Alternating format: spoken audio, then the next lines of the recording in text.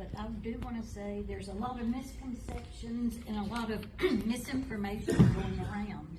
I read where Millbrook is having a Brave World storytime program in their library. And so I called the librarian yesterday and asked about it. She said, oh, we close at 3 o'clock. We're not having that. But on the internet, there is saying that come have story time, we're having refreshments, and we're having arts. And it named the Millbrook Public Library. And we don't know where that false information is coming from.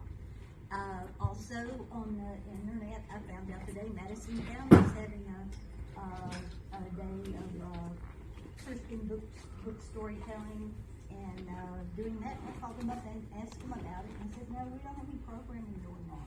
So just to be cautious, when you do your research, you need to go back further than just the censorship issue. With the American Library Association, where would we be at the table without them talking about broadband?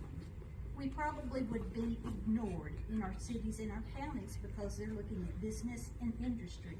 But when you go back in 1990, we had a commission who worked with ALA and had the foresight to realize that technology was approaching, and they said, we need to be at that broadband table, we need to have a voice. Talking about libraries need to be included in a lot of things.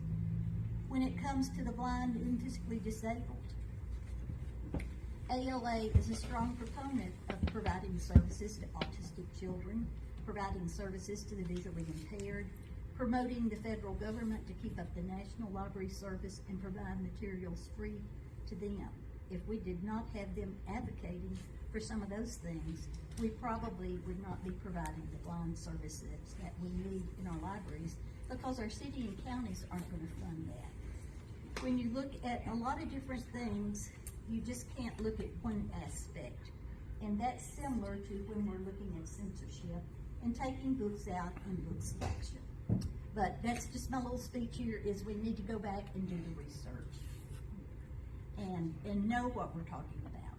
You know, one of the things I'm finding is it's cookie cutter. When she read the letter from Texas, they had that letter in each state going around. I think if you're going to do something, craft it to your local community. It's more meaningful. I'm sorry, I got out of now I'm going to put my state library hat on. That was my personal opinion. I'm sorry. I couldn't help it. I've been a librarian 41 years, and I've seen a lot go in and come. But do your research, make sure your facts are right. That's all I ask. And some people are confused about what the Alabama Public Library Service does. The Alabama Library Service was established in 1935. It was established because of our people going to war. They had no idea where the people back home didn't have a broad knowledge of across the nations, across the waters.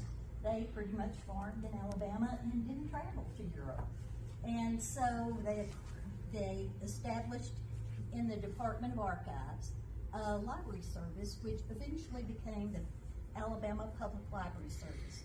We were in archives from 1935 to 1955. When we were given